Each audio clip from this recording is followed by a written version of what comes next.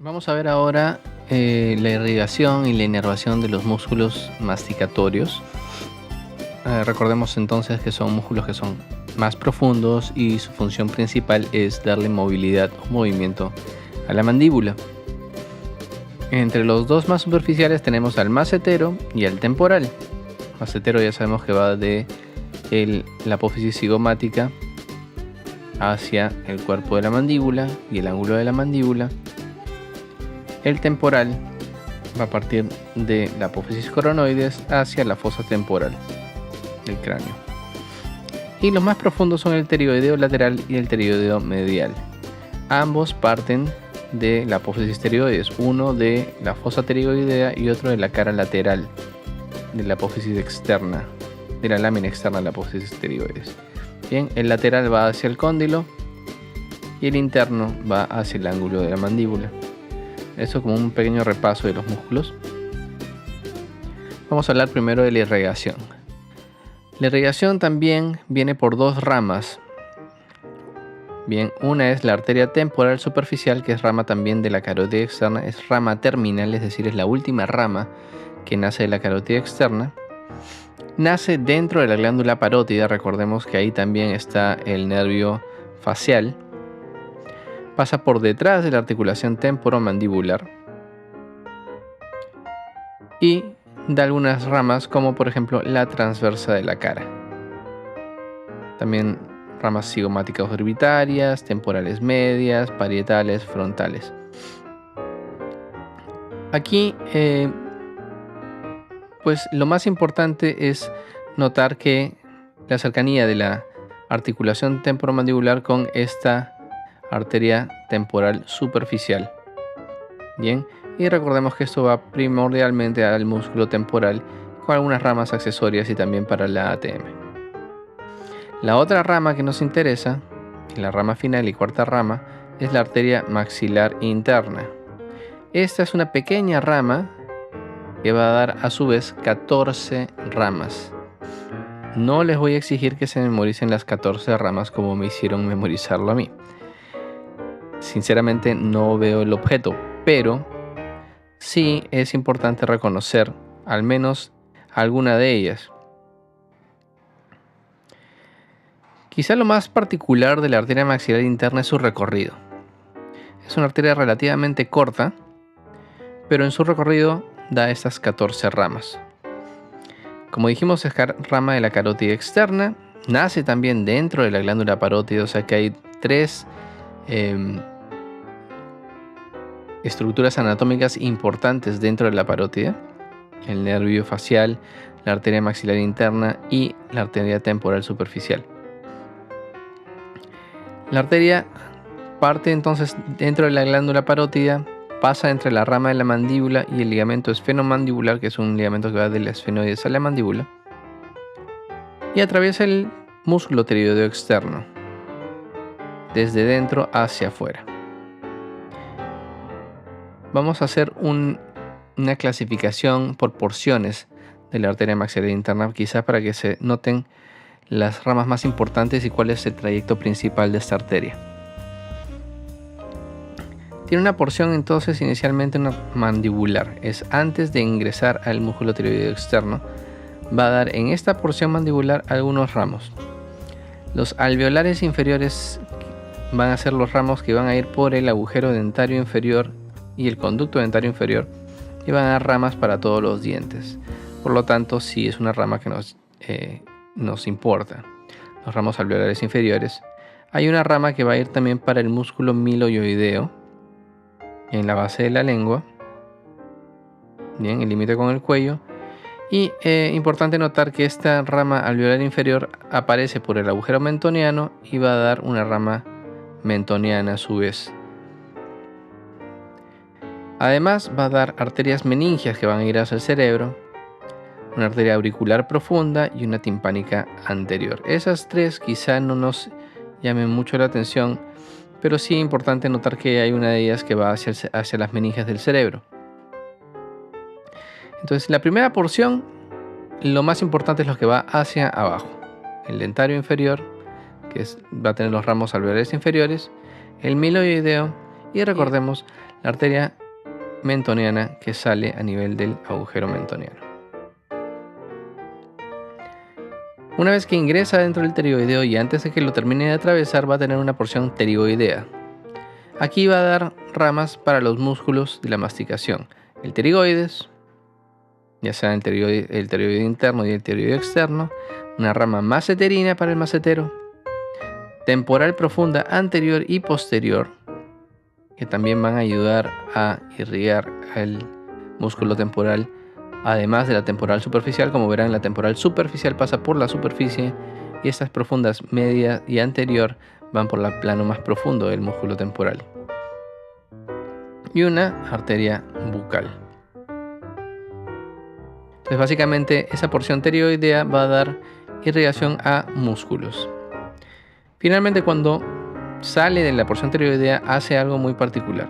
Ingresa a una zona que se llama pterigopalatina. La fosa pterigopalatina es una pequeña agujero ovalado en forma de gota de agua pero invertida que está aquí atrás. Habría que sacar el hueso cigomático y la mandíbula para poder apreciarlo, pero se dirige hacia adentro, hacia esa fosa, y esa fosa le va a permitir ir a distintos lugares. Ya va a penetrar dentro del cráneo. A diferencia de la arteria facial que viene a irrigar la parte superficial, esta porción pterigopalatina de la arteria maxilar interna va a irrigar estructuras más profundas de la cara. Va a dar una rama alveolar superior y posterior para los dientes, las molares sobre todo.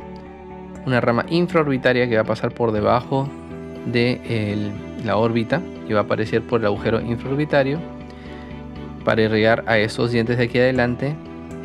Una rama esfenopalatina que va a ir hacia la zona de la nariz, la fosa nasal, y una arteria palatina descendente que sería esta de aquí, que va a salir hacia la mucosa del paladar.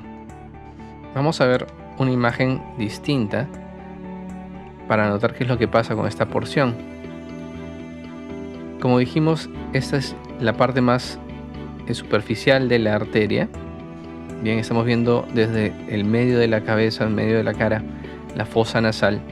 Y vemos que la arteria va a ir hacia esta fosa pterigopalatina y por ella va a ingresar, en este caso, a la fosa nasal. También va a irse entonces dentro del maxilar para dar las ramas alveolares superiores y posteriores, ramas infraorbitarias y la esfenopalatina, que es esta de aquí, que va a irse hacia la zona del esfenoides y hacia el paladar, dando una rama palatina descendente que sale por aquí para irrigar toda esta zona. Esta arteria es bastante importante porque en procedimientos que involucren mover o levantar la mucosa del paladar es un reparo anatómico a respetar.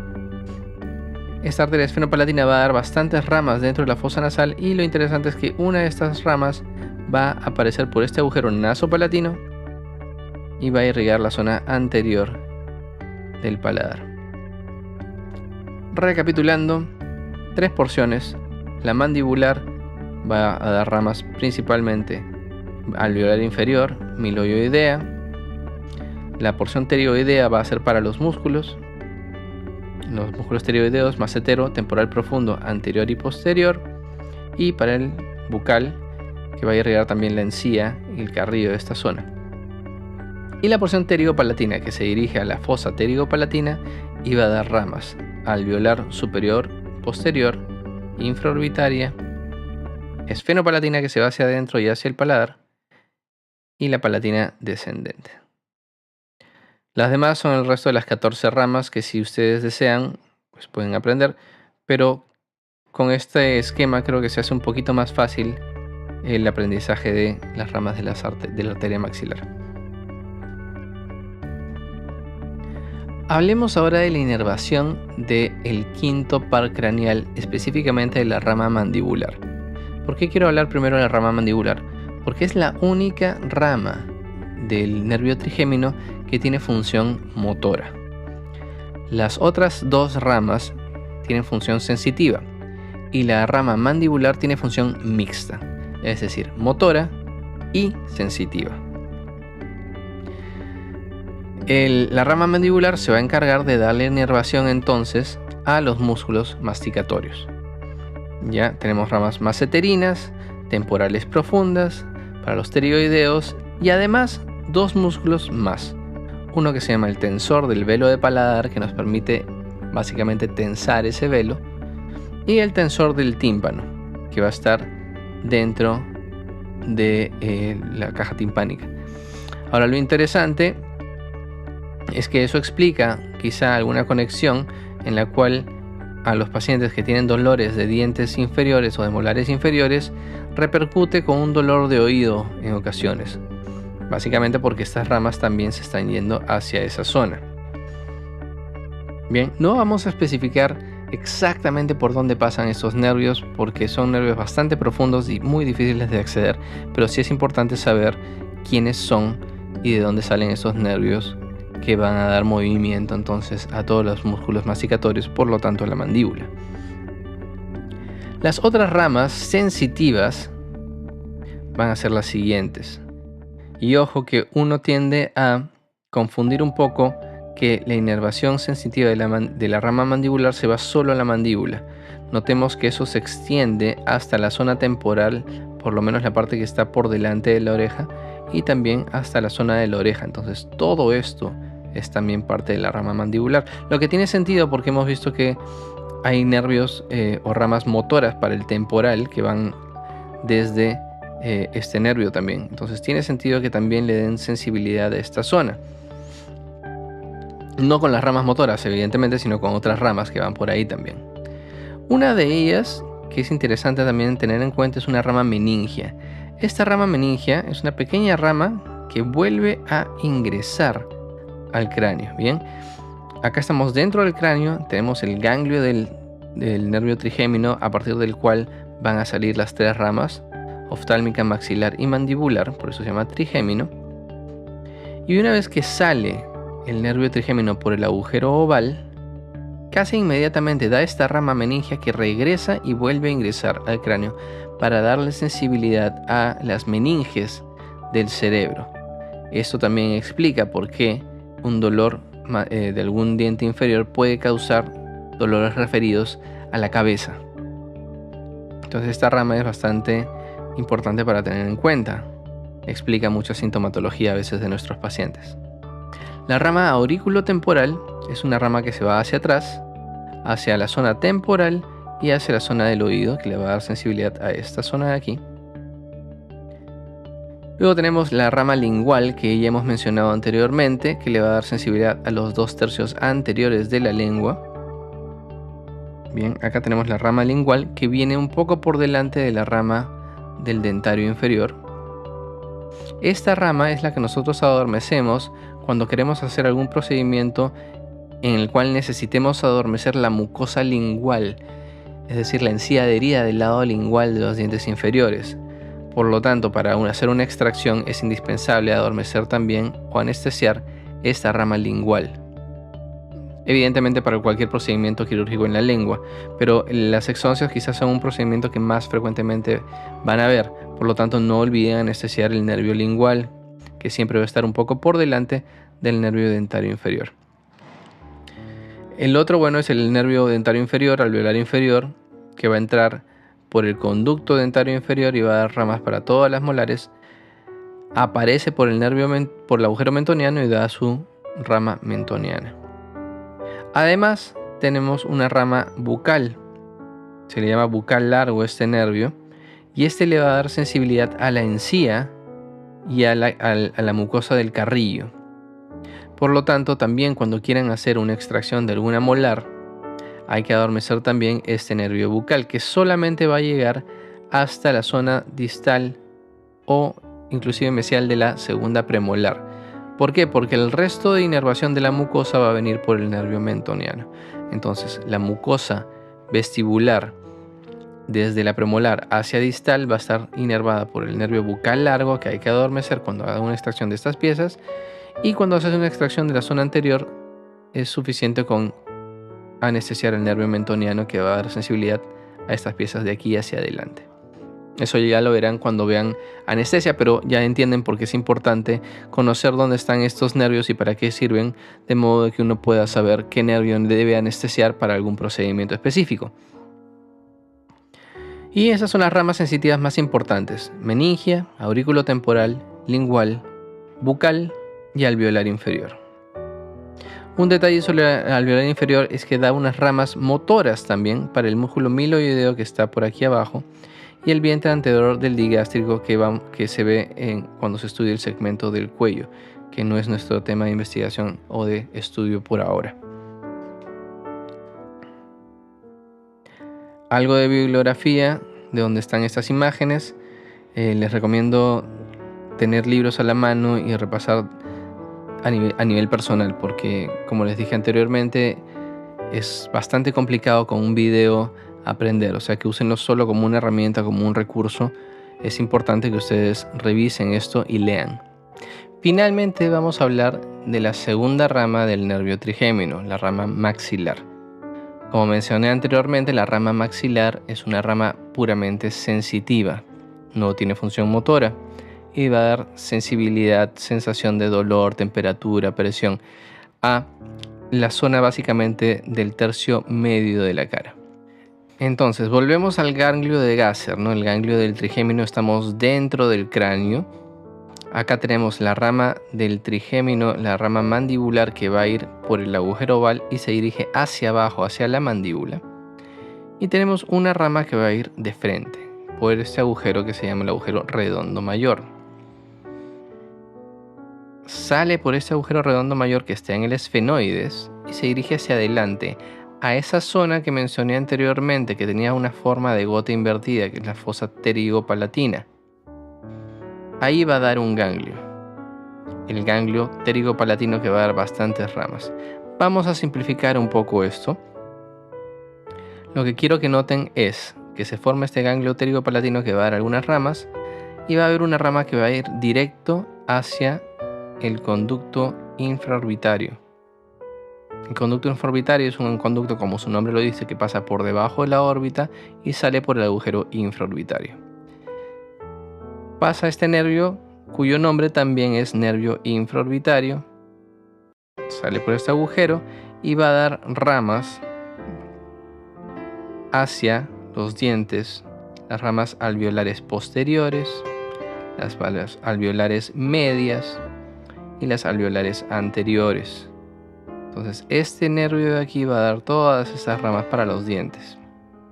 Cuando queremos anestesiar alguno de estos dientes, siempre tenemos que poner la anestesia un poco hacia distal, porque como ven, la inervación casi siempre viene de atrás hacia adelante. Entonces si queremos bloquear, por ejemplo, este diente, hay que poner la anestesia atrás. Un detalle muy importante para cuando se trate de la primera molar, ojo, esto tienen que tenerlo en cuenta siempre. La primera molar tiene la particularidad de que sus raíces disto-vestibular y palatina reciben su inervación por las ramas alveolares posteriores. Sin embargo, la raíz mesio-vestibular recibe ramas de la zona alveolar media. Por lo tanto, cuando se pone anestesia para hacer una extracción o alguna endodoncia a esos dientes, las primeras molares se le coloca anestesia en distal y en mesial para poder bloquear esta rama. De lo contrario, el paciente va a estar con molestias durante el procedimiento y no queremos eso.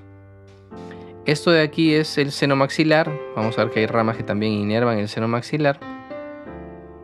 Y al salir el nervio infraorbitario le va a dar sensibilidad a el dorso y parte lateral de la nariz, el párpado inferior, el ala nasal y el labio de esta zona. Bien. También dan ramas que inervan a la mucosa vestibular. La mucosa palatina viene por esta zona. Ahorita la vamos a ver. Pero ya tenemos entonces los nervios que dan sensibilidad a la mucosa vestibular y a los dientes. Este ganglio pterigopalatino va a dar varias ramas, pero la que nos interesa quizá más es aquella que va a ir hacia el paladar. Recordemos que la arteria maxilar interna también se dirige hacia aquí e ingresa hacia la zona interna, ¿verdad? Cuando ingresan, va a dar unas ramas que le permiten salir por este agujero que está en el paladar duro. Este agujero es el agujero palatino posterior, por donde sale el nervio palatino mayor, junto con la arteria palatina descendente. Estas dos estructuras son las más importantes y las más grandes. Esto le va a dar sensibilidad a la mucosa del paladar, pero solamente hasta la zona de caninos. El resto de sensibilidad de la zona anterior va a estar dada por este nervio que sale por el agujero nasopalatino. Al igual que la arteria maxilar interna da ramas en la fosa nasal y por el agujero nasopalatino aparece esta arteria palatina anterior, también aparece un nervio nasopalatino que le da sensibilidad a la mucosa del paladar en esta zona. Vamos a ver entonces cómo se ve la sensibilidad o la inervación sensitiva de esta área. La mucosa palatina, desde caninos hacia atrás por el nervio palatino mayor. Si yo quiero anestesiar esta mucosa de aquí, pongo la anestesia aquí atrás para bloquear este nervio. Puedo ponerla también un poco más cerca. Ahora, si quiero adormecer toda esta mucosa, lo pongo más atrás para bloquear todas las ramas de este tronco. La zona de caninos hacia adelante por el nervio nasopalatino que sale aquí en el medio. Los dientes y la zona de la mucosa del labio, de canino hasta central, están inervadas por el nervio infraorbitario. Las premolares y molar, el nervio infraorbitario va a dar ramas alveolares superiores anteriores y superiores medias. Recordemos que la primera molar recibe ramas alveolares superiores medias y también posteriores, y la mucosa vestibular y los dientes posteriores por ramas alveolares superiores posteriores. Esto es lo más importante y está bastante relacionado, como dije antes, al uso de la anestesia. Cuando vean el tema de anestesia, van a explorar quizá en más detalle esta anatomía de estos nervios, que es bastante importante que reconozcan. Espero que esto les ayude a poder estudiar y a poder entender mucho mejor la anatomía. Si tienen dudas, por favor, al foro. Y nos estamos viendo pronto. Si tienen ganas también de conversar conmigo, me pueden encontrar en la universidad en cualquier momento, que siempre estoy por ahí. No tengan dudas entonces de hacer consultas si las tuvieran. Gracias y hasta la próxima.